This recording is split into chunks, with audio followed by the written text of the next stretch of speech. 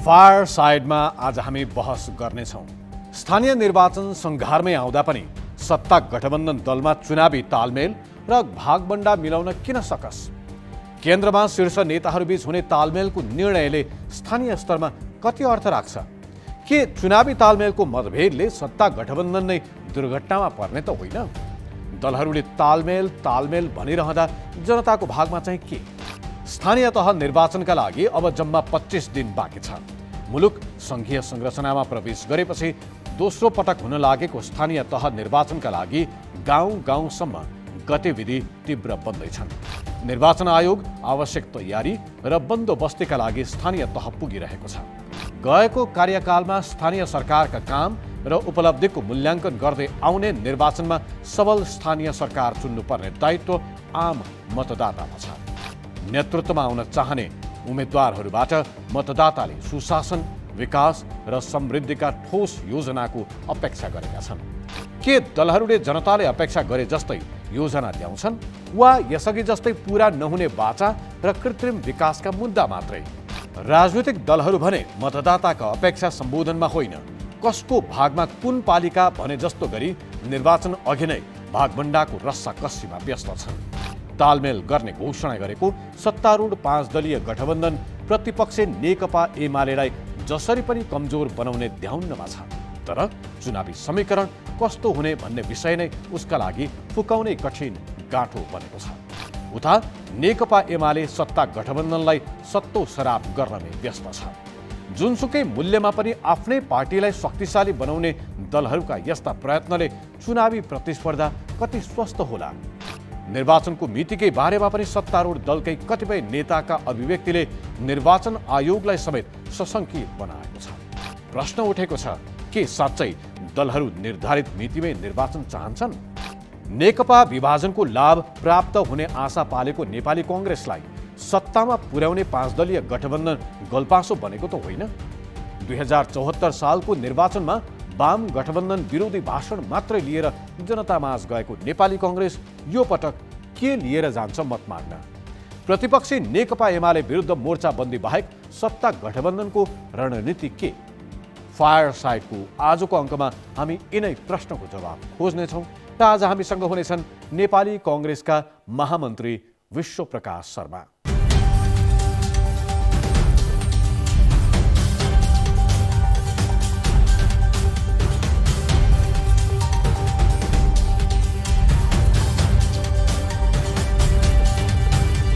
Nepal Telecom presents Fireside. यसअघि party प्रवक्ता रहिसकेका विश्वप्रकाश शर्मा नेपाली कांग्रेसको 14औं महाधिवेशनबाट महामन्त्री पदमा निर्वाचित नेता हुन्। विश्वप्रकाशजी, स्वागत छ फायरसाइडमा। धन्यवाद रुपेशजी। चुनाव कतिको लागेको छ?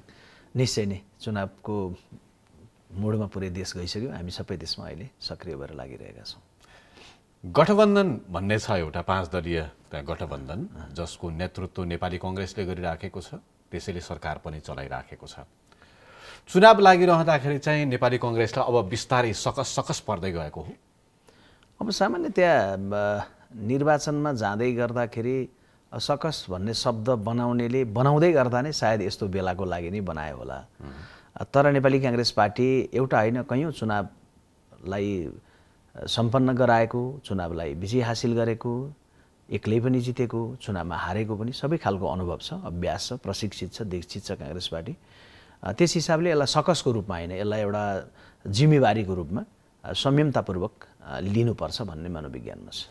नेपाली कांग्रेसले यसपटकको स्थानीय निर्वाचनमा आफूलाई पहिलो पार्टी बनाउने भनेर जुन घोषणा गरेको छ, औपचारिक अनौपचारिक जसरी भनौँ, त्यो हिसाबमा सरकार बनाउनका लागि गठबन्धन त सहयोगी भयो, तर जुन लक्ष्य अहिले निर्वाचनमा नेपाली कांग्रेसले लिन चाहेको छ त्यो प्राप्त गर्नमा कतै गठबन्धन आफै बाधक हुन्छ कि भन्ने हिसाबले सकस परेको हो कि? यसलाई आधा सत्य भन्नुपर्छ। किनभने गठबन्धन निश्चित उद्देश्यका लागि गरिएको थियो। संविधानकोलाई ट्र्याकमा ल्याउनेदेखि अन्य विविध विषयहरू त्यसमा छँदै थिए। हामी अहिले निर्वाचनमा गठबन्धनमा होइन, हामी गठबन्धन सत्ताको गठबन्धनमा रहेका दलहरूसँग निर्वाचनमा तालमेल क्रममा छौँ। त्यसको अलिकति फरक के हो भन्दा गठबन्धन चुनावको भनिदिएको भए एउटा डकुमेन्ट, एउटै बुकलेटभित्र सबैका चुनाव चिन्ह, यति प्रतिशतको भूगोल देशव्यापी रूपमा बाँडिने यो खालका कुराहरू हुन्थ्यो होला। तर हामीले के गर्यौँ भने गठबन्धन दलहरूसँग चाहिँ मिलेर चुनाव लड्ने, तर स्थानीय स्थिति र आवश्यकता बमोजिम तालमेल गर्न सक्ने, अर्थात् गर्न नसक्ने पनि। त्यो स्थानीय आवश्यकता र औचित्यको बारेमा हामी कुरा गर्छौँ नै, तर अहिले तपाईँले भने जस्तो गठबन्धन एउटा पर्पसका लागि, एउटा उद्देश्यका लागि भएको थियो, तर निर्वाचन सामना गरिरहँदाखेरि गठबन्धन बीचमा तालमेल गर्ने भन्ने तपाईँहरूको अन्डरस्ट्यान्डिङ भयो। तर त्यो बीचमा नेपाली कङ्ग्रेसभित्र गठबन्धनभित्र तालमेल गर्नु हुँदैन, एक्ला एक्लै निर्वाचन लड्नुपर्छ भनेर जुन किसिमले आवाज उठ्यो, त्यो आवाजलाई मिहिन गर्नका लागि त सकस नै पर्यो। सभापति देउवाले गठबन्धनका कारण हामी सरकारमा आएका हौँ, त्यसकारण गठबन्धनलाई धोका दिन मिल्दैन, सबैलाई बाँडेर चुनाव जित्नुपर्छ वा लड्नुपर्छ भन्ने किसिमको अभिव्यक्ति दिनुपर्ने भयो बारम्बार, त्यो सकस होइन। जुन बेलामा संविधानको धारा 76 को उपधारा 5 को कार्यान्वयनको बेलामा थियौँ हामी, सम्मान्य राष्ट्रपतिज्यूले अपिल गरिसक्नु भएपछि हस्ताक्षर पुर्याउने क्रममा थियौँ हामी। त्यो पुर्याउँदै गर्दा नै कमरेड माधव कुमार नेपालले आफ्नो साथीहरू सर्कलसहित जब त्यो हस्ताक्षर यता गर्न सक्ने दृढता राख्नुभयो, त्यो बेला नै यसको एक खालको संरचना परिकल्पना भइसकेको थियो कि हामी यो सरकार पनि बनाउँछौँ र निर्वाचनसम्म पनि जान्छौँ भनेर। तात्कालीन विषयवस्तु भन्दै गर्दा जनतालाई कसरी हुन्छ कमरेड केपी ओलीको सरकारलाई विस्थापन गर्नु पर्यो, जसरी पनि हुन्छ भन्दै गर्दा त्यसरी पनि गरियो भने चाहिँ त्यो बेला चाहिँ स्वीकार्य अवस्था थियो। तर बिस्तारै अब 1 वर्ष गुज्रिँदै जाँदाखेरि फरक फरक सन्दर्भहरू आउँदै गर्दाखेरि काङ्ग्रेस अब नेकपा विभाजित भएको बेलामा काङ्ग्रेस किन एक्लै नलड्ने भन्ने खालको मनोविज्ञानहरू आएकै हो। व्यक्तिगत रूपमा मलाई भन्दै गर्दाखेरि पनि जित्ने र हार्ने कुराभन्दा पर उठेर सोच्दै गर्दाखेरि अब 15 वर्षसम्मको यात्रामा जाने सोचाइ मेरो उमेर समूहले राख्दै गर्दाखेरि के हो त भन्दा काङ्ग्रेस एक्लै नै लडौँ न, एक्लै नै लडौँ, परिणाम लिएर आउँ र अगाडि बलियो भएर जाउँ भन्ने हो। तर के हो भन्दा सँगैमा अघि मैले भनेको पृष्ठभूमि सरकार, यो अहिले सरकार बन्दै गर्दाखेरिको पृष्ठभूमिको कुरा, सहयात्री दलहरू सँगै रहेर आएर कम्तीमा एउटा निर्वाचनसम्म जान सकिन्छ भनेर उहाँहरूले पनि खोजेको आड भरोसाको कुरा, यो सबै कुरा हेर्दै गर्दाखेरि र त्यसदेखि बाहेक पनि हामीले साथ नलिने हो भने साथ लिनलाई पर्खिरहेका अन्यहरू, निचोडमा ऐँचो पैँचो सरसापटी जे गरियो त्यो अहिलेका लागि नेपाली कङ्ग्रेसलाई त्यो घाटाको विषय त भयो। एक हिसाबले भन्न मिल्यो, तर अब यसलाई घाटाको विषयको रूपमा म व्याख्या गर्न चाहन्न, किनभने कुनै ठाउँ यस्तो पनि हुन्छ जहाँनिर चाहिँ त्यसले परिणाममा हामीलाई पुर्याउनका लागि, जस्तो तपाईँलाई भन्नु न सिधासिधी, जस्तो मानिलिउँ चाहिँ हामीले गठबन्धन भइसक्दै गर्दा चुनावमा तालमेल हुँदै गर्दा कतिपय ठाउँहरूमा 5% मात्रै गएको निर्वाचनमा भन्दा भोट बढायौँ भने 84वटा गाउँ र नगर प्रमुख काङ्ग्रेसको बढ्छ नि त। 10% हामीले मत बढाउन पाउने 155वटा बढ्छ, हाम्रो 421वटा पुग्छ भनेपछि त्यो कुराको नाफा त देखिन बाँकी छ।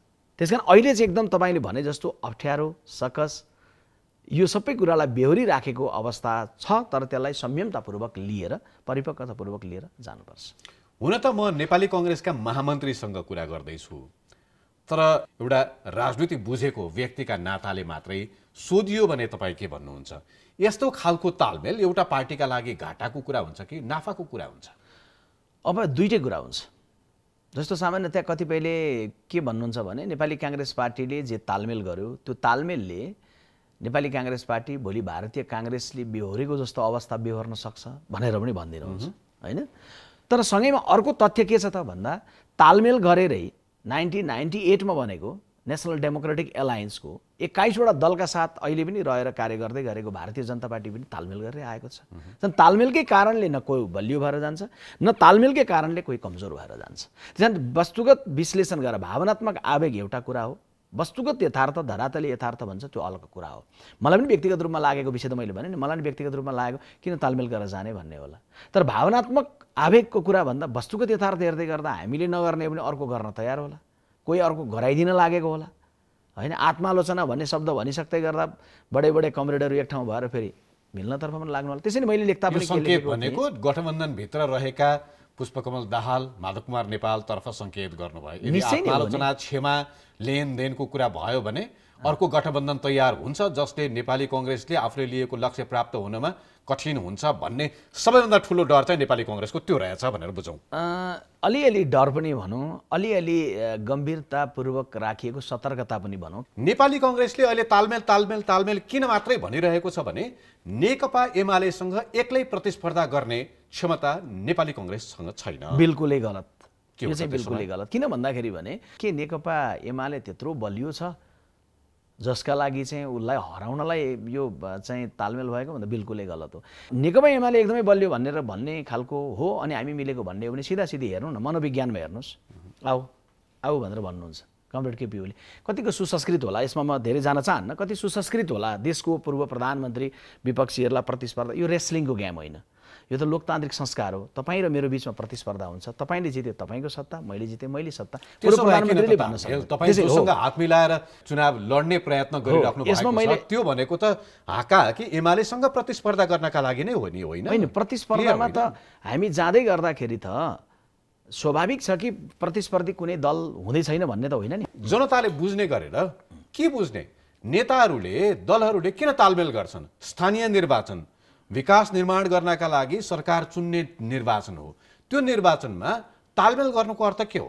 जे उद्देश्यका लागि अहिलेको सत्ताको गठबन्धन बनेको थियो त्यो उद्देश्य भनेको संविधानको रक्षाको विषय भयो नि त। सँगै होइन पुरा भयो भनेर कसरी भन्ने? तपाईँ चाहिँ अहिले बन्दै गरेको, हामीले गर्दै गरेको तालमेलको, विपक्षमा बन्दै गरेको तालमेलमा त कमरेड केपी ओलीको अनुहार मात्रै छैन, कमरेड भन्न मिल्ने नमिल्ने कमरेड कमल थापा पनि त्यहाँ सामेल हुनुहुन्छ।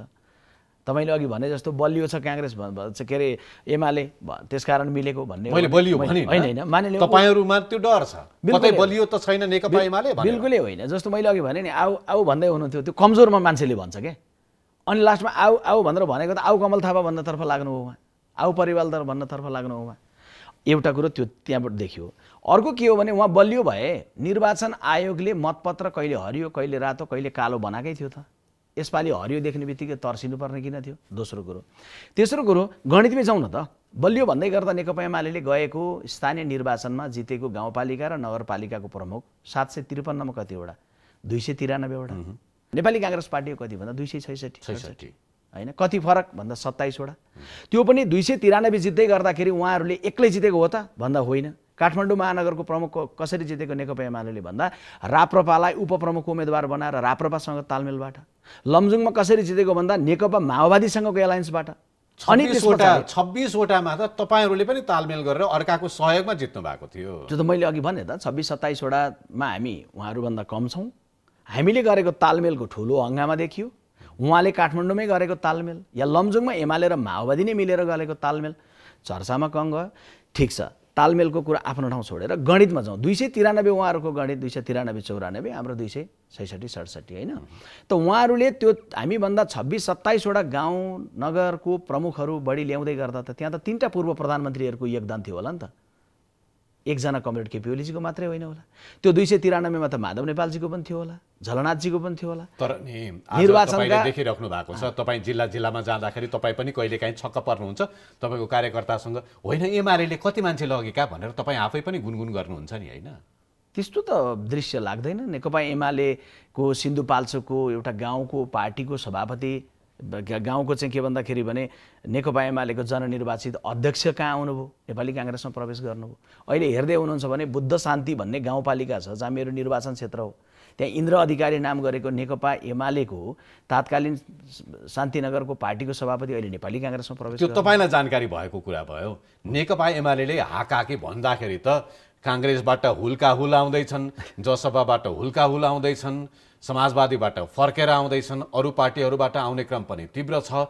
त्यसले निर्वाचनमा रङ कस्तो ल्याउँछ त्यसमा अहिले नजाउँ, तर पार्टी प्रवेश गर्नेहरूको त लस्कर देखिन्छ।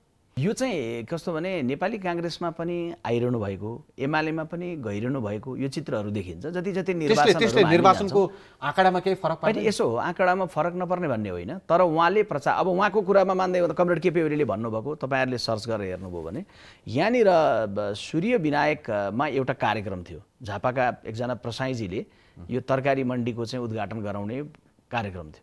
त्यो कार्यक्रममा सहभागीहरूको संख्या थियो 550 जति। उहाँले बोलेको भिडियो हेर्नु होला। आज एउटै कार्यक्रमबाट 22,000 यहाँ प्रवेश गर्दै हुनुहुन्छ भन्नुभयो। 22,000 प्रवेश गर्नलाई कति ठुलो ग्राउन्ड चाहिएला। तर उहाँले भनेको कुरामा मात्रै नजाउँ, हैन। यसरी तपाईको आउने र जाने क्रम पनि यो सुसंस्कृत चाहिँ राजनीति चाहिँ नभनिहाल्नु तर पनि तपाईहरु आफ्नो पार्टीका लागि चाहिँ स्वागत गर्दै हुनुहुन्छ, अन्त चाहिँ सुसंस्कृत भएन हैन। मैले भने नि, मैले हाम्रोमा आएको या उहाँ गएको दुईटै कुरो भने निर्वाचनको दुवै गलत हो। निर्वाचनको सम्मुख पार्टीबाट हेरफेर हुनु, यताबाट उता उताबाट यता उस्तै पर्यो भने भित्र के लेनदेन भइराखेको छ त्यो पनि हो भने त्यो सबै सुसंस्कृत होइन, गलत। यसलाई छुट्याएर हेर्नुपर्छ। यदि कसैले एउटा राजनीतिक दलको विचारलाई बोकेर हिँडेर एउटा कालखण्डमा ऊ त्यो त्याग गर्न चाहन्छ, अर्को दलमा जान चाहन्छ, यो देशको संविधानले दिएको उसको मौलिक अधिकारको विषय हो। तर ऊ त्यो दल छोडेर अर्को दलमा चाहिँ जान चाहन्छ, कुनै विचार, कुनै दृष्टिकोण, कुनै विश्लेषण होइन, मैले यताबाट टिकट पाइनँ त्यताबाट टिकट पाउने भएँ भनेर जान्छ भने त्यो सुसंस्कृत राजनीति होइन। त्यति मात्रै हो। एउटा सामान्य नागरिक मैले मेरो आस्था बदलेर अर्को ठाउँमा जान चाहन्छु भन्यो भने चुनाव हो या अर्को बेला उसको अधिकारको कुरा हो, त्यो स्वाभाविक कुरा हो। तर आस्थाको कुरालाई लोभको कुरासँग साटफेर गरिराखेर टिकटको लागि मात्रै आउने काङ्ग्रेसमा या टिकटको लागि मात्रै जाने एमालेमा या अर्को कुनै दलमा, त्यो सुसंस्कृत राजनीति होइन। त्यसो भए तपाईले तालमेलका नाममा जे भन्नुहुन्छ नि, केन्द्रमा निर्णय गर्नुहुन्छ र अर्को कुनै पार्टीका उम्मेदवारलाई तपाईको आफ्नो कार्यकर्ताहरू जसले वर्षौं वर्षसम्म मेरो पार्टी भनेर तपाईको पार्टीमा लागेका छन्, तपाईको पार्टीमा योगदान गरेका छन्, तपाईको पार्टीका लागि काम गरेका छन्, उनीहरूलाई अर्को पार्टीको उम्मेदवारलाई भोट हाल भनेर निर्देशन दिनु, यो चाहिँ कतिको सुसंस्कृत हो? होइन, यसलाई चाहिँ तत्कालीन राजनीतिक परिस्थिति बमोजिम राजनीतिक दलले इलेक्सनको ट्याक्टिक्सको रूपमा लिएको रूपमा बुझ्नुपर्छ। भिन्न विचार भएकाहरूले एउटा ठाउँमा दल बनाएर जबरजस्त बस्नु भनेको चाहिँ के हो भने सुसंस्कृत कुरो होइन। जस्तो कि भिन्न मनोविज्ञान, भिन्न पृष्ठभूमि थियो, तर उस्तै झन्डा उस्तै नाम भएको कारणले गर्दा एमाले र माओवादी एकीकरण भएको थियो नि, त्यो एउटा समयमा गएर दुर्घटना भयो होइन। तर इलेक्सनमा त ट्याक्टिकल्ली जाने कुरो हो नि। इलेक्सन भनेको त तपाईँले विजय हासिल गर्नलाई, आफ्नो दल बलियो बनाउनका लागि, तपाईँले आफूभित्रको मतलाई सुरक्षित गर्नतर्फ लाग्ने एउटा कुरो, अर्कोको किल्लामा भत्काउनतर्फ लाग्ने, अर्कोलाई पनि गडजोड गरिराखेर विजयी बन्नतर्फ लाग्ने, यो इलेक्सनको ट्याक्टिक्सको कुरा हो। त्यसैले यसलाई सुसंस्कृत राजनीति, यो इलेक्सनको ट्याक्टिक्स भन्ने बडा गजबको कुरा हुँदो रहेछ। 2074 मा तपाईहरूले प्रकाशित गरेको घोषणा पत्रमा तपाईहरूले अहिलेको तपाईको सत्ता साझेदार गठबन्धन मध्येको एउटा दल माओवादी केन्द्रलाई बडा भित्तामा पुग्ने गरेर भन्नुभएको रहेछ हैन। माओवादी भनेकै राजनीतिक अस्थिरताको अर्को नाम हो भन्ने जस्तो प्रस्तुति तपाईहरुको थियो। यसको व्याख्या हेर्ने हो भने अझै लामो छ, म पढेरै सुनाउन चाहन्छु ताकि दर्शकलाई पनि स्मरण रहोस्। कम्युनिस्टहरू लोकतन्त्रका पक्षमा कहिल्यै निष्ठापूर्वक उभिँदैनन्, तिनले केवल लोकतन्त्रलाई उपयोग गरेर साम्यवाद ल्याउने चेष्टा गर्छन्।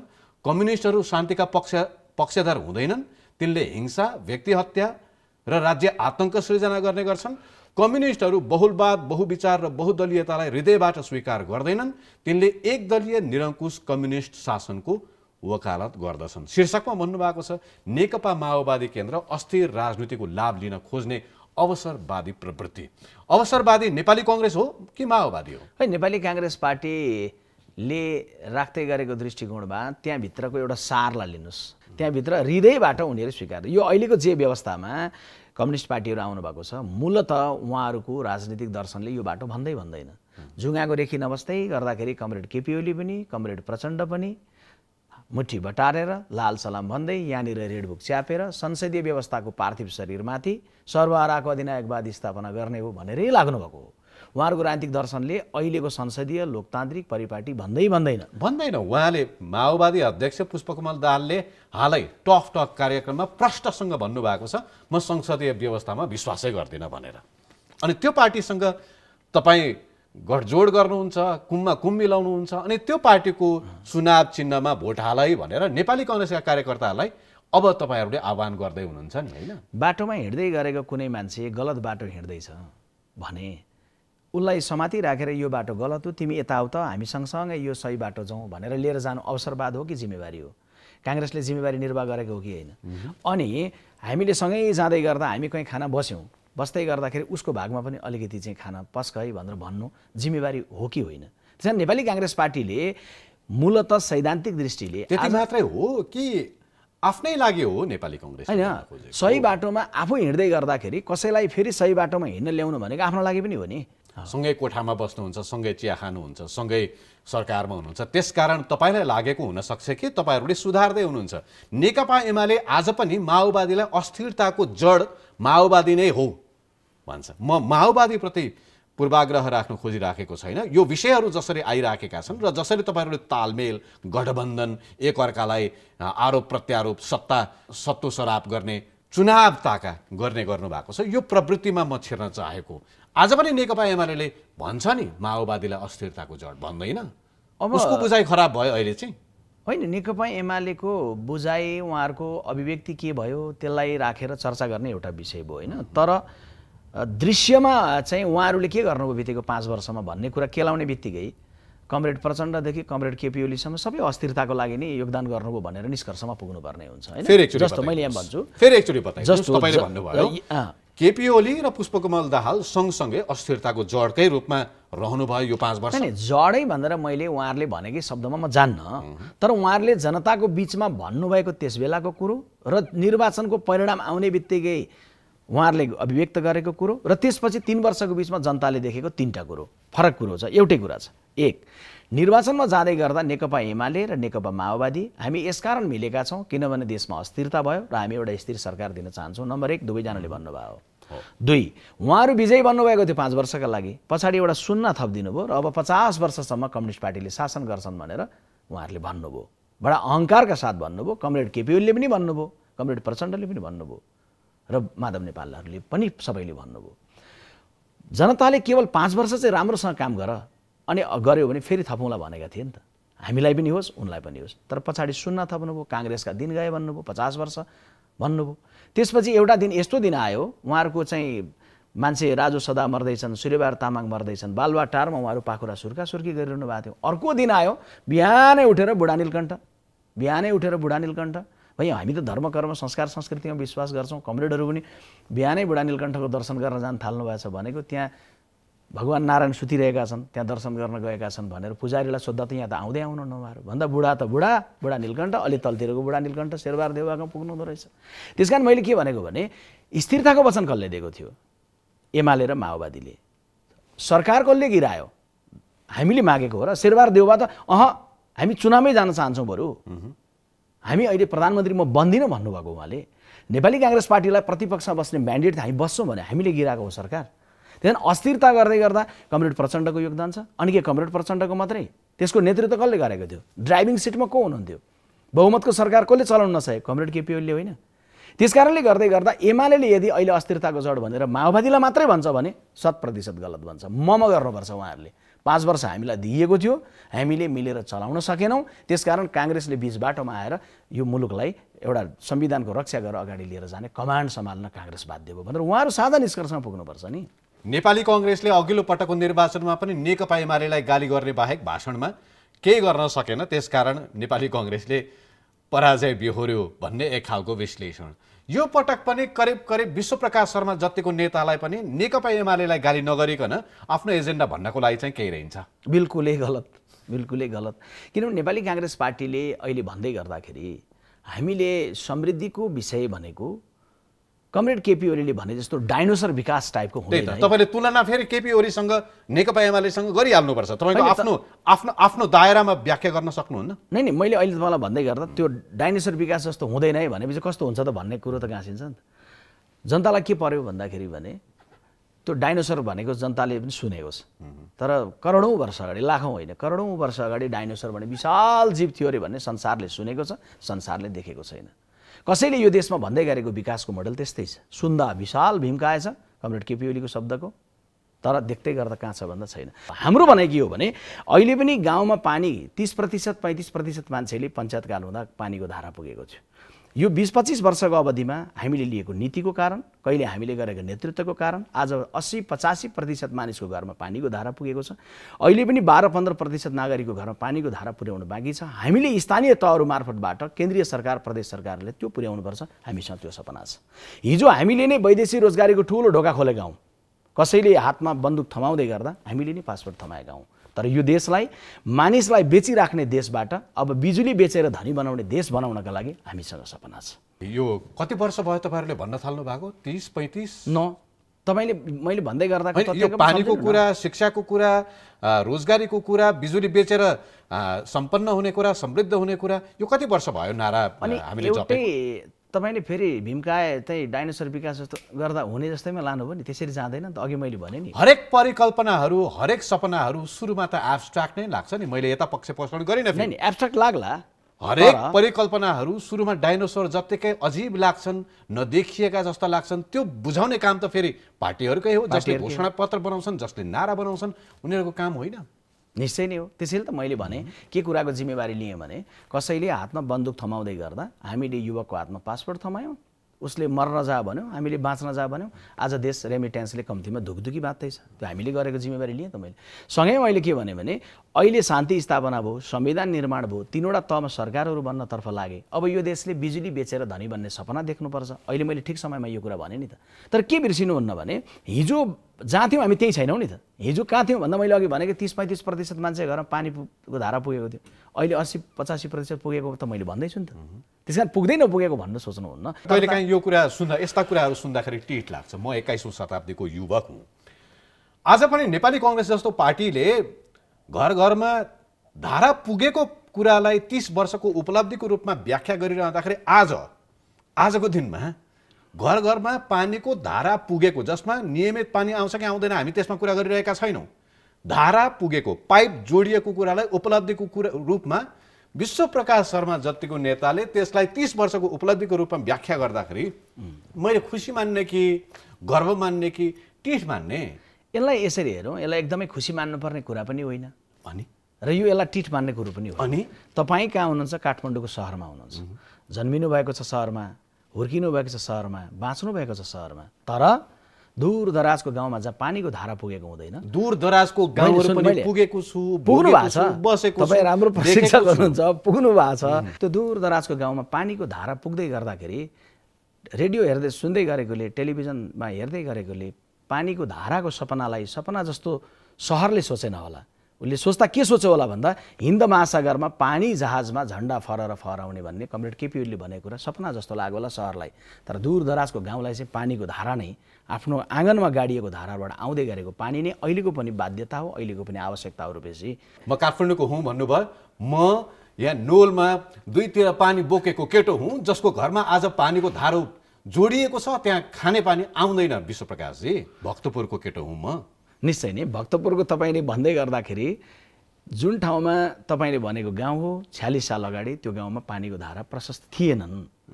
अहिले तुलनात्मक रूपले धारा छन्। अघि मैले भनेको त गाउँ जुन छ नि, त्यो त पानीको भारमा बोकेर हो, भारकै कुरा गरेँ, भारकै। त्यहाँदेखि त्यो पानी भारमा बोकेर पानी नपुगे गाउँमा पानी भारमा गएर 5 रुपियाँ भार किनेर गएको ठाउँमा कम्तीमा धारा खडा भएको छ। मैले त्यसलाई नकारिन। हामी के सोचिरहेका छौँ, हाम्रा राजनैतिक दलहरूले कहाँसम्मको सोचिरहेका छन् भन्ने मात्रै प्रश्न गरिरहेको छु। हो, भोकले आज पनि मान्छे मरिरहेका छन्, त्यो त न्यूनतम कुरा भयो, त्यो त गर्नै पर्दैन। सरकारहरूले, राजनैतिक दलहरूले त्यो नगर्दाखेरि त राजनैतिक दलहरूको रहनुको औचित्य नै छैन। त्यहाँभन्दा माथि 20 वर्ष अगाडि जे नारा बोक्नुहुन्थ्यो त्योभन्दा नयाँ कुरा गर्ने गरेर के छ? चुच्चे रेल आउनुपर्छ भनिएन, पानी जहाज कुद्नुपर्छ काठमाडौँमा भनिएन, तर आय स्रोत कति बढ्यो, रोजगारी कति बढ्यो, सेवा कति सजिलो भयो। आज पनि नेपाली कङ्ग्रेसको नेतृत्वको सरकार छ। लाइन हेर्नुहोस् त, पासपोर्टको लाइन कति छ? बिहान 2 बजे 3 बजेबाट लाइन बस्नुपर्छ। यस्ता कुराहरूमा हामीले काम नगर्ने? हामीले दशक 1.5 दशक यो देश हिंसामा बितायौँ, एउटाले अर्कोलाई खसाल्नमा बितायौँ, एउटाले अर्कोलाई सिद्ध्याउन बितायौँ। अब हामी संविधान लेख्दै गर्दा एक ठाउँ उभिए जस्तै गरेर समृद्धिको लागि एक ठाउँ उभिएर त्यो पानीको कुरा हल गरौँ। तपाईँले भने जस्तै लाइनमा अव्यवस्था जहाँ छ। 9 महिना त नेपाली कङ्ग्रेसको नेतृत्वमा सरकार चल्यो। यो एउटा गजबको अवसर थियो नेपाली कङ्ग्रेसको लागि। निर्वाचनको सम्मुखमा सरकार चलाउन पाउनु, गरेर देखाउन पाउनु र उदाहरण देखाएर फेरि पनि निर्वाचनमा विजयका लागि मार्ग प्रशस्त गर्ने एउटा स्वर्णिम अवसर थियो नेपाली कङ्ग्रेसले। 9 महिनामा गरेका मास्टरपिस कामहरू के हुन् त नेपाली? अब 9 महिनामा धेरै काम भएका छन् भनेर म दावा गर्दिनँ, पहिलो कुरो। दोस्रो कुरो, 9 महिनाको बिचमा यो सरकारले सम्पादन गर्नुपर्ने काम, प्रधान काम जे थियो त्यो 3वटा काममा सरकार केन्द्रित भयो। सरकार केन्द्रित, संविधान जोगाउने, लोकतन्त्र जोगाउने, निश्चय नै संविधान यो काम त भयो नि। नै संविधान जो ट्र्याकभन्दा बाहिर जाँदै थियो त्यसलाई ट्र्याकमा ल्याउने, यो त सरकारमा आइसकेपछि भइ नै गयो अटोमेटिकली। नम्बर 1। नम्बर 2, संसारभरिकै सरकारहरूको समीक्षा गर्ने अहिलेको बेलामा बाटो, बिजुली, रोजगारी आदि इत्यादि सब जनताको अपेक्षा हुन्छ। तर प्रधान कुरा के हो भने विश्वव्यापी महामारीको बेलामा जनताको जीवन रक्षा गर्न त्यो देशको सरकार गम्भीर भयो कि भएन। अहिलेको सरकारले त्यो विषयमा जिम्मेवारीपूर्वक आफ्नो भूमिका निर्वाह गरेको छ। दोस्रो कुरो, तेस्रो चाहिँ अब निर्वाचन गरेर हस्तान्तरण गर्नु छ, हामीले जितौँला या अर्कोले आउला। तर यसको अर्थ यस बीचमा अन्य गतिविधिहरूमा हामीले गर्नलाई पर्याप्त समय थियो भन्दा पर्याप्त समय थिएन, तर केही गर्नै नसकिने बेला थियो, त्यो पनि होइन। अहिले दूरगामी हिसाबले चाहिँ नेपालको अड्केर संसदमा बसेको 2/3 प्रधानमन्त्रीले दर्ता गर्नुभएको संसदमा तर पारित गर्न नसक्नु भएको एमसीसी परियोजना आज जगालियो नि त। यो अहिले यसको परिणाम नदेखिएला, तर यसको परिणाम त भोलिको पुस्ताका लागि मुठी बटारेर मुर्दाबाद भन्दै गरेको युवकको भोट हेरेर कसैले रोक्यो होला, तर भविष्य होला। सायद म गलत पनि हुन सक्छु, बालबटारको आसपास वा बालबटारभित्र बसेर चाहिँ थुप्रै काम भएको देखिँदो रहेछ, त्यहाँ बाहिर बस्दाखेरि चाहिँ नदेखिँदो रहेछ। त्यस्तो हो, किनभने मैले नदेखेका नभएका कामहरू पनि देखिराखेको छु। जस्तो तपाईँले संसदको कुरा गर्नुभयो, एमसीसी पास गर्नुभयो, 57वटा 38-39वटा महत्त्वपूर्ण विधेयकहरू अगाडि बढ्न सकेनन्। तपाईँले भने जस्तै जनताको जीवन रक्षाको कुरा जुन गर्नुभयो, सरकारले घोषणा गर्यो, तपाईँहरू आउने बित्तिकै घोषणा गर्नुभयो, नेपाली काङ्ग्रेसले घोषणा गर्यो कि चैतभित्र हरेक नागरिकले खोप पाउँछन् कोरोना विरुद्धको। 90%, 91% पाए, चैतमा सक्यो त्यो म्याद। अब लाखौँ खोपहरू खेर जानेवाला छन्, ती म्याद सकिँदैछ 1-1.5 हप्तामा। यो टेलिभिजनबाट भनिरहँदाखेरि कतिलाई अब खोप बाँड्दैछ सरकारले भनिरहँदाखेरि लाउने कि नलाउने भन्ने धोकचुक भइसकेका छ। यस्ता कुराहरू छैनन्? निश्चय नै छन्, मैले छैनन् कहाँ भनेको छु। बाचा गरेका कुराहरू पनि पुरा गर्न सक्दैन। यसलाई यसरी हेर्नुपर्छ, यो सरकार आएपछि हामीले दुईटै कोणबाट हेर्न सक्छौँ। केही प्रतिशत 8-9-10% नागरिकले खोप पाउनु भएको छैन, त्यो विषयलाई पनि हेर्न सक्छौँ, हेर्नुपर्छ। राज्यको दायित्व भनेको सम्पूर्णलाई खोप लगाउने हो, त्यो विषयमा सरकार गम्भीर बन्नुपर्छ। सत्तारूढ पार्टीको महामन्त्रीले त्यो कुरामा प्रधानमन्त्रीलाई घचघच्याउनुपर्छ, यो एउटा बाटो हो। तर भएको कुरालाई पनि सँगैमा के हेर्नु पर्यो भने यो सरकार आउनु पूर्व त सजिलो थियो नि त। यो सरकार आउनु पूर्व संसारमा खोप प्रारम्भ भयो, त्यही यो सरकार आउनु पूर्व नै नेपाल देशमा खोप प्रारम्भिक रूपमा थोरै भित्रियो। तर सरकारको प्राथमिकता त्यसबेला मेरो प्रश्न के मात्रै हो भने जुन घोषणा तपाईँहरूले गर्नुहुन्छ, जुन घोषणा सरकारले गर्छ, बोलिसकेपछि त पुरा गर्नु पर्यो नि। दसैँ अगाडि निम्न वर्गका मानिसहरूलाई भनेर सरकारले 5,000-6,000 रुपियाँ बाँड्ने भनेर घोषणा गर्यो, पाएनन्। दसैँ गयो, तिहार गयो, छठ गयो, पाएनन्। कोरोना बिमाको स्थिति त्यही नै छ। यो तपाईँले ठिक उठाउनु भयो। त्यति मात्र होइन, काम गरेन त्यो अलग कुरा हो। सकिने सुधार गर्न सकिने व्यतिथिहरू नगर्दिए हुन्थ्यो नि भन्ने जस्ता कुराहरू अहिले राष्ट्र ब्याङ्कको गभर्नरको माथि छानबिन जे भइराखेको छ त्यो प्रकरण छ। राजदूत नियुक्तिमा जुन भागबण्डा भयो त्यो कुरा छ। राष्ट्रिय सभामा नियुक्तिको कुरा छ। यी तमाम कुराहरू छैनन्। नेपाली काङ्ग्रेसले आफ्नो नेतृत्वमा भएको सरकारले गरेका व्यतिथिहरू होइन नि। अव्यवस्थालाई अन्त्य गर्ने कुराको सन्दर्भमा एउटा बृहत्तर कन्सेप्ट, एउटा परियोजना, राजनीतिक रूपान्तरण, व्यवस्था बलियो बनाउन, अव्यवस्थाहरूको अन्त्य गर्न, सूचीकरण गरेर जाने कुराको काम थुप्रै बाँकी छ। त्यसको अर्थ केही कामहरू भइरहेका छन् जो त्यसलाई प्रशंसा गर्नुपर्छ, जे कमजोरीहरू भइरहेका छन् त्यसलाई प्रहार गर्नुपर्छ। आफ्नो सरकार हुँदा पनि प्रहार गर्नुपर्छ र हामीले गरेका पनि छौँ। प्रहार भन्ने बित्तिकै सम्झना आयो कि नेपाल राष्ट्र ब्याङ्कका गभर्नरमाथि अर्थमन्त्रीले शेरबहादुर देउवा प्रधानमन्त्रीको काँधमा चढेर प्रहार गरेका हुन्। अब त्यसरी म टिप्पणी गर्दिनँ। यसबारेमा मैले पार्टीको केन्द्रीय कार्य सम्पादन समितिको बैठकमै मैले यो विषय उठाइसकेको छु।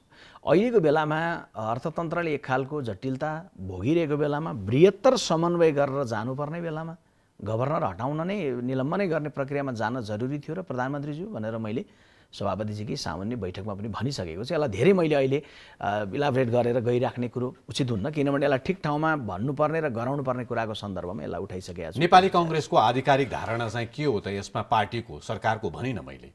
नेपाली काङ्ग्रेस पार्टीले अब घटना हुँदै पछि प्रत्येक घटनामा संस्थागत निर्णय गर्दैन, तर के हो, तर यतिको महत्त्वपूर्ण सरकारलाई बुझाइ त होला। संस्थागत रूपमै नेपाली काङ्ग्रेस पार्टीले यसलाई ठिक, यसलाई बेठिक भनेर सरकारका हरेक गतिविधिमा गर्दैन। सरकारलाई के भन्छ भने सरकार एउटा निश्चित महत्त्वका मुद्दाहरूमा, कतिपय मुद्दाहरूमा तपाईँहरू त पार्टीको लाइनभन्दा बाहिर पनि आवाज उठाउन सक्ने र उठाएका नेता भएका हिसाबले पनि तपाईँलाई सोध्न चाहेको, यो राष्ट्रिय बहस सृजना गरेको मुद्दा हो जसमा तपाईँहरूले पार्टीले बोलोस् नबोलोस् पार्टीलाई बोल्न बाध्य बनाउने ठाउँमा पनि हुनुहुन्छ अहिले त।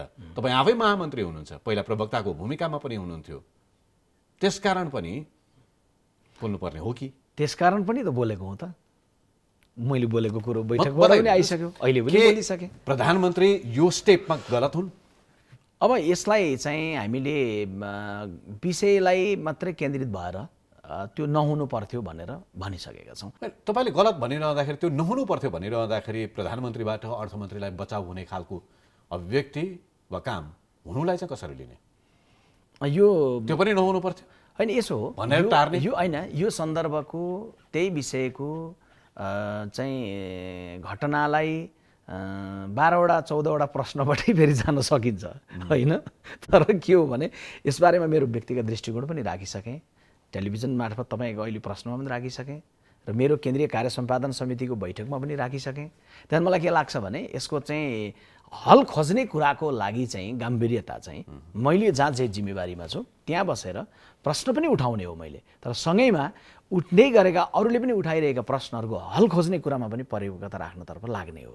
यसको लागि जहाँ जुन ठाउँमा गर्ने हो त्यसको लागि त्यहीँ रहन दिनुहोस् न। यसलाई यो राजदूत नियुक्तिको विषयमा त तपाईँ त्यसमा पनि टिप्पणी त्यति धेरै समग्र प्याकेजमा यही हो, त्यो प्याकेजभित्रैको कुरा हो। यो पनि कन्टेन्ट चाहिँ मूल रूपमा चाहिँ के हो भने यो जिम्मेवारीमा भइसकेपछि बोल्न गाह्रो हुँदो रहेछ विश्वप्रकाशजी। होइन, जिम्मेवारीमा हुँदै गर्दा बोल्ने कुरा बढी हो कि जिम्मेवारीमा हुँदै गर्दा कर्म गर्ने कुरा बढी हो भन्ने हुन्छ नि। त्यस कारणले के हो भने हिजो प्रवक्ता हुँदै गर्दाखेरि पनि मैले बोल्ने कुरामा प्रवक्ता हो त्यसकारण बोल्नुपर्छ भन्दै गर्दा म धेरै बोल्दिनँ थिएँ होइन।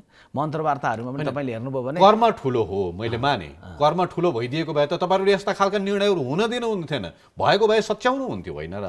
नै कर्मकै कुरा भएको कारणले गर्दाखेरि कुनै पनि घटनाक्रमहरू यस्तो नभइदियोस् जसले गर्दाखेरि सरकारको डिफेन्ड गर्न हामीलाई गाह्रो नपरोस् प्रधानमन्त्रीज्यू, हामीले भनेका छौँ। अथवा हाम्रो सरकारले गर्ने निर्णयलाई यसरी चाहिँ जनता समक्ष राख्न सकियोस् कि यसले जनतालाई यसरी लाभ गरेको छ भन्न सकियोस् होइन। त्यो कुराको बारेमा त हामीले भनिआएका पनि छौँ, बोलिआएका पनि छौँ, बोल्छौँ पनि, भन्छौँ पनि, गर्छौँ पनि।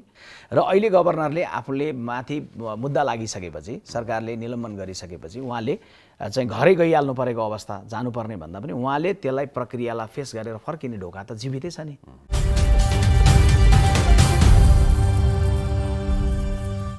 Presented by Nepal Telecom, राष्ट्रको सञ्चार।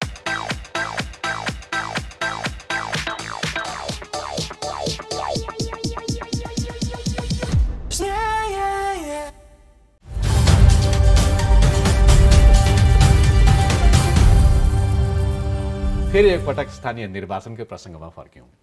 निर्वाचन हुँदैन कि भन्ने शङ्काहरू पनि गठबन्धनका दलहरूका केही नेताहरूले प्रकट गरिरहेका छन्। साँच्चै त्यस्तो प्रश्न हो? अब 64 सालमा चाहिँ संविधान सभाको निर्वाचनमा उम्मेदवारी दर्ता गर्न जाँदै गर्दा पनि चुनाव त हुन्छ के हो, दर्ता त गर्न गइँदैछ भन्ने थियो। अहिले पनि त्यो खालको आशंकाहरू छन्। तर चुनाव अब सर्नका लागि कुनै कानुनी, कुनै संवैधानिक या कुनै राजनीतिक त्यस्तो वस्तुस्थिति केही पनि देखिन्न। आज आशंका कसरी उत्पन्न भइराखेको छ भने गठबन्धनका केही नेताहरूले बोलिसकेपछि प्रतिपक्षी दलका नेताले केपी शर्मा ओलीले गठबन्धन चुनाव नहोस् भन्ने चाहन्छ, सार्न चाहन्छ, यो मितिमा चुनाव गर्न चाहँदैन, त्यो प्रयत्नमा लागेको छ भनेर अभिव्यक्ति दिनु। प्रमुख निर्वाचन आयुक्तले जिल्ला जिल्लामा आफ्नो दौडाहाका क्रममा बारम्बार यही निर्धारित मितिमै निर्वाचन हुन्छ, यदि कसैले निर्वाचन सार्ने प्रयत्न गर्यो वा सर्यो भने देश दुर्घटनामा जान्छ भन्ने जस्ता अभिव्यक्ति बारम्बार दिनु, एकपटक मात्र होइन।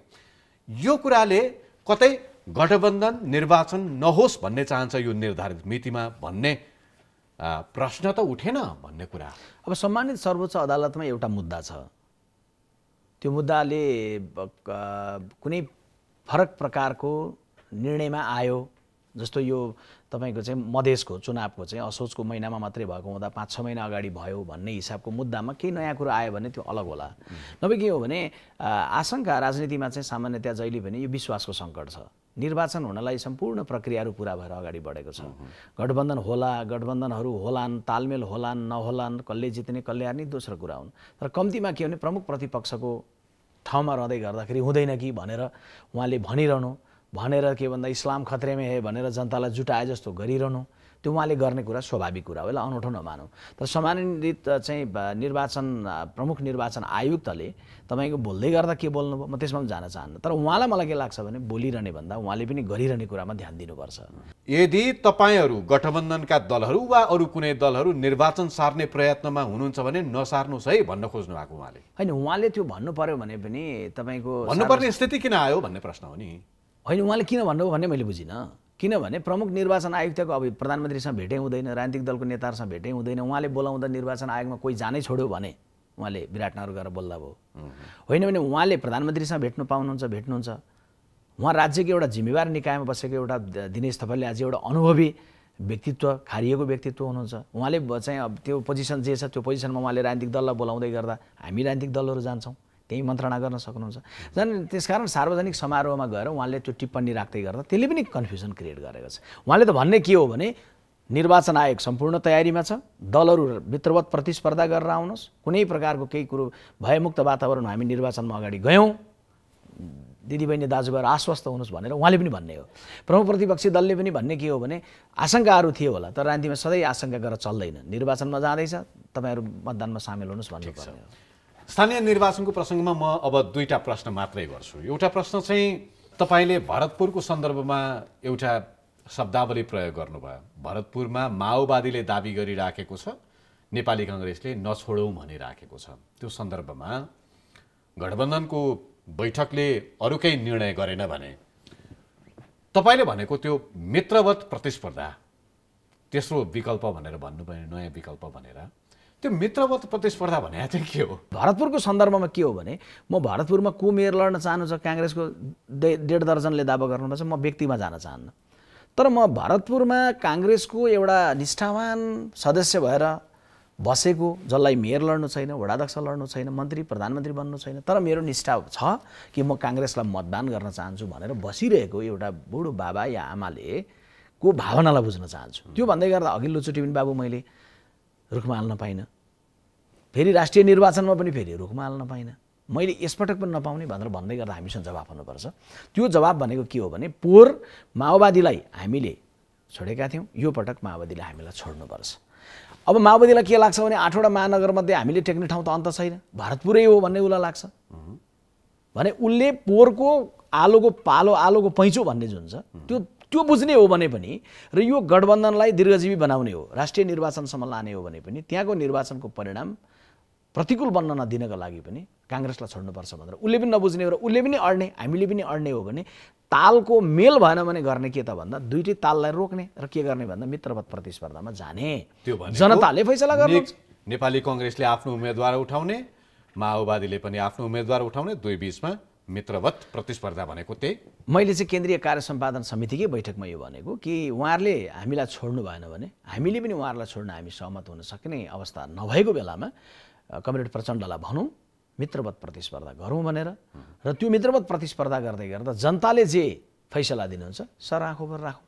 तपाईँले भने जस्तै त्यो स्थानीय आवश्यकताकै आधारमा र स्थानीय भावनाकै आधारमा झापामा चाहिँ राप्रपालाई दमकमा उम्मेदवार बनाउन खोज्नु भएको तपाईँहरूले? अब दमकमा तपाईँले भने जस्तै पृथक चित्र देखिने अवस्था आउँदैछ। यदि नेपाली काङ्ग्रेस, माओवादी र माधव नेपालजीहरू सहितको जुन हाम्रो तालमेल छ त्यो तालमेलभित्रको कसैले प्रश्न उठायो भने त्यो विषय सम्भव हुँदैन। तर यदि तालमेलमा रहेका सत्ता गठबन्धनका दलहरू त्यसमा सहमत हुन्छन् भने अनि अर्कोलाई पनि दिन सकिन्छ। त्यही बमोजिम दमकमा कमरेड केपी ओलीजीहरूको हातबाट दमकलाई मुक्त गर्ने भन्ने प्रबल सम्भावना विकसित भएको छ। मौका पाउने बित्तिकै राजतन्त्र फर्काउँछौँ भन्ने पार्टीसँग पनि तपाईँहरू कुम मिलाउन तयार हुनुहुन्छ? होइन, यसो हो, हामी स्थानीय तहको चुनावमा स्थानीय वार्डमा कहाँनिर कोसँगको आवश्यकता बन्छ मिल्ने बित्तिकै यो देशको राज्य सत्ताको चाहिँ कुरा नै फरक भएर आउँछ भन्ने होइन। स्थानीय तहको निर्वाचनमा जे जस्ता तालमेल गठबन्धन जेसुकै भनौँ यी जे हुन्छन् यसमा विचारसँग कुनै तादात्म्यता छैन? त्यो पनि बिल्कुल होइन। भर्खरै त्यही भन्नुभयो। होइन, विचार भन्दै गर्दा एउटा वार्डमा चाहिँ गएर चाहिँ काङ्ग्रेस एउटा विचार हो र होइन भन्ने बहस भन्दा पनि एउटा वडामा भएको कुरोले पुरै राज संस्था फर्किने या नफर्किने भन्ने कुरासँग गाँस्ने कुरा चाहिँ कति अलि ठुलै डाइनोसर कुरा भएन? यो कुरा त के हो भने जति जुन भूगोलमा छ जत्रो एरियामा छ त्यसको त्यत्रैमा जाउँ न। त्यसको कुनै अर्थ रहन्छ एउटा पार्टीको जीवनमा? अर्थ छैन। मैले कहाँ भने त मैले त के हो भने कमरेड केपी ओलीको निर्वाचन क्षेत्र पनि हो। कमरेड केपी ओलीले देशभरि चाहिँ के अरे कमल थापै बोकेर पनि हिँड्न तयार भइसक्नु भएकै हो। उहाँकै नगरमा पनि भइगयो नि त। उहाँलाई पनि त्यतिको प्रेम छ भने हामी पनि अर्कोलाई चाहिँ घाँस दिउँ त भनेर घाँस दिनतिर लाग्यो। सामान्य रूपमा ल्याउँ न यसलाई। ठिक छ, पार्टीभित्र अलिकति पसौँ। पार्टीभित्र कस्तो छ? महाधिवेशनपछि गुट उपगुट सबै साम्य भइसक्यो कि अझै पनि बाँकी छ, टाउको उठाउँदैछन्? त्यसरी नभनौँ। तपाईँका पार्टीका दिग्गज नेताहरूले यही कुर्सीमा बसेर मलाई भन्नुभएको छ, तपाईँले सुन्नुभयो भएन? नेपाली कङ्ग्रेस भनेको त गुटै गुटको अड्डा हो भन्नुहुन्थ्यो। होइन, लोकतान्त्रिक दल हो। लोकतान्त्रिक दल हुँदै गर्दाखेरि विचार समूह छँदै छैनन् भन्ने कुरा गलत हुन्छ। विचार समूहहरू छन्, त्यो विचार समूहहरूको बिचमा प्रतिस्पर्धा हुन्छ होइन। दुईटा घगडान विचार समूहहरूको बिचको प्रतिस्पर्धा भयो होला। अझै विश्वप्रकाश अलि फरक तरिकाले महामन्त्रीमा चाहिँ त्यहाँभन्दा फरक ढङ्गले पनि आयो होला। झन् अब के भने हामी जे जिम्मेवारीमा आइसक्यौँ, सभापतिमा भइसक्नुभयो, महामन्त्रीहरू हामी भइसक्यौँ, अब अरू साथीहरू आइसक्नुभयो। अब हामीले अधिवेशनको बेलामा कसले कुन विचार समूहको जगमा उभिएर हामीले प्रतिस्पर्धा गरेका थियौँ भन्ने कुरोलाई हामीले अहिले चटक्क बिर्सिनुपर्छ। तर त्यो भन्नुको अर्थ फेरि विचार समूहहरू छैनन्, रहने छैनन्, फरक मतहरू उठ्ने छैनन्, त्यो त होइन नि त। झन् अहिले हामीले गर्दै गरेको गतिविधिहरूमा कामहरूमा के गर्छौँ भने हिजो त्यो विचार समूहको प्रतिनिधित्व गर्दै गरेका साथीहरूको कहीँ न कहीँ प्रतिनिधित्व गर्दै गर्दा बडा सम्मानजनक र सन्तुलित परिपक्व गर्नतर्फ लागौँ है भनेर पनि हामी हेर्छौँ। केन्द्रमा महाधिवेशनमा नेतृत्व चुन्दै गर्दाखेरि जुन प्यानल भएर तपाईँहरूले महाधिवेशन लड्नुभयो, त्यसको प्रभाव चाहिँ आज निर्वाचनभन्दा अगाडि हुने कार्य विभाजनहरूमा त्यसको प्रतिछाया कतिको देखिएको छ? हामी सँगसँगै कार्य गरिरहेका छौँ। अहिले हामीले के भएको छैन भने केन्द्रीय कार्य सम्पादन समितिको बैठकमा सबै प्रतिस्पर्धीहरू सामेल हुनुहुन्छ। जम्मा सभापतिका उम्मेदवारहरू 4 जना सामेल हुनुहुन्छ, विजयी र 3टा अन्य उम्मेदवार। संसदीय बोर्ड अहिले बनेको छैन, तर टिकट वितरण गर्नलाई जुन हामीले चाहिँ कार्य सम्पादनभित्रबाट छलफल गरिरहेका छौँ, सभापतिका प्रत्याशीहरू सबैजना त्यसमा सामेल हुनुहुन्छ होइन। अन्य विविध कुराको छलफलको क्रममा फरक विचार समूहबाट आएको महामन्त्री गगन थापा निरन्तर रूपमा त्यहाँनिर सहभागी र स्वामित्वमा हुनुहुन्छ। विश्वप्रकाश शर्मा पार्टीको केन्द्रको संयोजन गर्ने, देशभरिको सम्पर्क गर्ने, केन्द्रीय कार्यालय सम्हाल्ने कुरा बढी त्यसमा सामेल भएर गरिरहेको अवस्था छ। यही प्रश्न तपाईँलाई धेरै आउने प्रश्न पनि हो, तपाईँले धेरै ठाउँमा जवाब पनि दिनुपर्छ होला। तपाईँ प्रवक्ता रहनुभयो, त्यसभन्दा अगाडि 13औं महाधिवेशनले तपाईँलाई केन्द्रीय सदस्य निर्वाचित गर्यो। त्यतिन्जेलसम्म तपाईँ शेरबहादुर देउवा नेपाली कङ्ग्रेसका सभापतिको निकटतम हुनुहुन्थ्यो, किचन क्याबिनेटभित्रैको सदस्यका रूपमा तपाईँलाई लिइन्थ्यो। तर यो महाधिवेशनमा 14औं महाधिवेशनमा तपाईँ महामन्त्रीको उम्मेदवार भइरहँदाखेरि जसरी तपाईँको गठजोड अर्को प्यानलबाट महामन्त्रीका रूपमा उठ्नुपर्ने स्थिति भयो, त्यो कारणले आज नेपाली कङ्ग्रेसका सभापति देउवासँगको तपाईँको दूरी बढ्यो। त्यो दूरी बढ्ने कारण चाहिँ देउवाले प्रतिशोधको हुरीले तपाईँलाई अलि पर पुर्याइदिनु भयो भन्ने खालको टिप्पणी भयो भने त्यो कति सही हुन्छ, कति गलत हुन्छ? बिल्कुल गलत हुन्छ, बिल्कुल गलत हुन्छ। उहाँ भनेको त के हो भने मभन्दा झन्डै चाहिँ 25 वर्ष 26 वर्ष जेठो हुनुहुन्छ। अझै गगन थापाभन्दा झन्डै 30 वर्ष जेठो हुनुहुन्छ। उहाँले हामी दुईटा महामन्त्री या मसँगै विशेष रूपमा या अरू कसैसँग पनि कुनै पनि प्रकारको आवेग राख्नुपर्ने केही जरुरी पनि छैन, राख्नु भएको छैन। अहिले मैले केन्द्रीय कार्यालयमा बसेर 7वटा डेस्क बनाउने कुरा भएर डेस्कको तयारी हुँदै गर्दा देशभरि सम्पर्क प्रदेशहरू जिल्लाहरू गर्ने कुराको जो जिम्मेवारी मलाई भनिएको छ, त्यो जिम्मेवारी होइन र। जिम्मेवारी भनेको चाहिँ के हो भने महामन्त्री पदमा आउँदै गर्दा आफैमा एउटा जिम्मेवारी। महामन्त्री चाहिँ बालुवाटारदेखि सानेपासम्म कुदेको अनि एकजना महामन्त्री चाहिँ पार्टी कार्यालयमा कुँजिएर बस्या हो कि भन्ने मान्छेलाई तपाईँका पर्न सक्छ, शुभचिन्तकहरूलाई परेको पनि परेको हुनसक्छ। त्यो चाहिँ के हो भने हामी नै सल्लाह गर्दै गर्दा किन उनी अनुहार निरन्तर वार्तामा, किन सधैँ उनी अनुहार भन्ने कुरा हामीले नै उठाएको हो। हाम्रो पुस्ताबाट भन्दै गर्दा गगनजी हाम्रै सल्लाह परामर्श पछाडि निरन्तर रूपमा त्यसमा तपाईँले मनमा केही नराखे भन्नुभएको हो? यो मनमा राखेँ भन्नुहुन्छ। पार्टीको मर्यादा क्रममा को महामन्त्री पहिलो हुने, को दोस्रो हुने भन्दै गर्दा म आफैले प्रस्ताव गरेको हो कि गगन मन्त्री भइसकेका छन्, सांसद भइसकेका छन्, उनलाई 1 नम्बर राखौँ भनेर। पार्टीभित्रको मात्रै मर्यादाको छलफलमा जाने हो भने म 43मा सभापति हुँदै गर्दा त गगन भर्खर स्कुलमै थिए, अथवा म नेविसङ्घको केन्द्रीय सभापति हुँदै गर्दा त 5वटा मध्ये मेरो भाइस प्रेसिडेन्ट थिए, अथवा म पार्टीको प्रवक्ता हुँदै गर्दा त केवल केन्द्रीय सदस्य थिए। भने त मर्यादा क्रममा मैले त 1 नम्बरमा हुन्थेँ होला। यही कुरो भन्दै गर्दा। तर म आफैले के भन्यो भने दुईटा महामन्त्रीमा को हुने पहिलो भन्दै गर्दा मैले के भने यसलाई छलफलै नगरौँ, गगन सांसद मन्त्री भइसकेका छन्, गगन 1 नम्बर गर्नु, मेरो 2 नम्बर भनेर सभापति उपसभापति महामन्त्रीसँग बैठकमा गरेको। झन् मैले के कुरामा हृदय राख्नुपर्छ भने गगनको क्षमतालाई, उसको प्रतिभालाई, मेरो भाइ हो, मेरो साथी हो, अहिलेको महामन्त्री हो, लोकप्रिय मान्छे हो, को छ कम्युनिस्ट पार्टीले देखाउन सक्ने गगन थापा जतिको ल भन भनेर हामीले भन्न सक्ने अनुहार हो।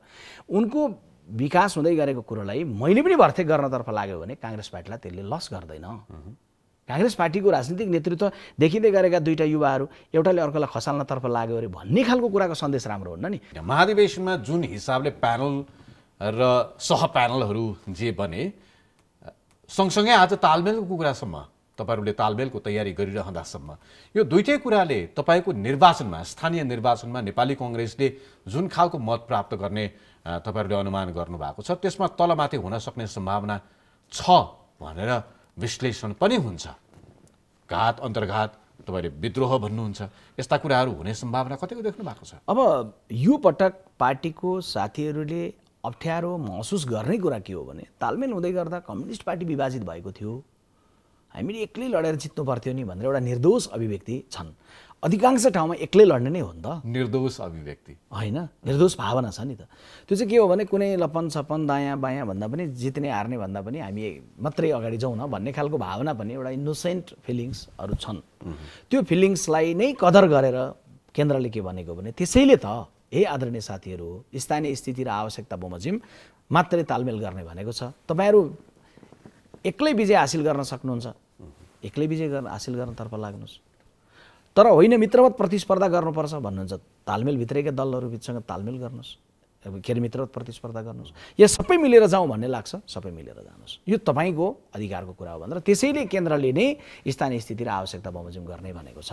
त्यो कुन ठाउँमा भन्दा जहाँनिर त्यो जुन तहले निर्णय गर्ने अधिकार राख्छ उसले निर्णय गर्ने भनेर भनेको छ। अहिले अलिकति अप्ठ्यारो सहेर हामी यो 5 वर्षलाई तालमेल मार्फतबाट पहिलो दल बन्ने, तर त्यसपछि के हो त हाम्रो सपना भन्दा विश्वप्रकाश शर्माहरूले, गगन थापाहरूले नेतृत्व गरेर जाँदै गरेको अबको 15 वर्ष हामी एकल रूपमा अहिलेको तालमेलबाट हासिल भएको शक्तिको जगमा नेपाली काङ्ग्रेस पार्टीलाई एकल बहुमतका साथ एउटा निर्वाचन जित्ने र अर्को निर्वाचन हार्ने काङ्ग्रेस होइन।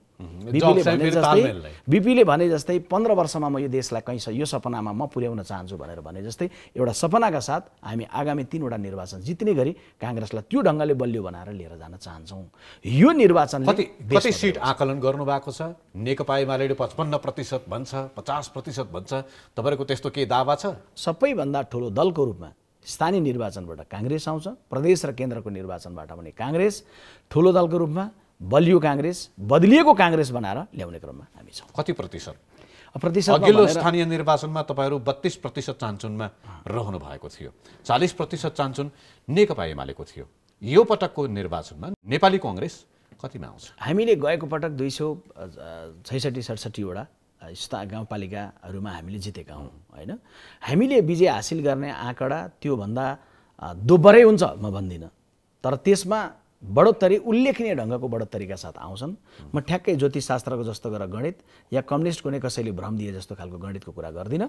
काङ्ग्रेस पार्टी सबैभन्दा ठुलो दलको रूपमा र सबैभन्दा बढी स्थानीय तहको प्रमुख उपप्रमुख विजय हासिल गर्ने दलका रूपमा यो निर्वाचनबाट आउँछ।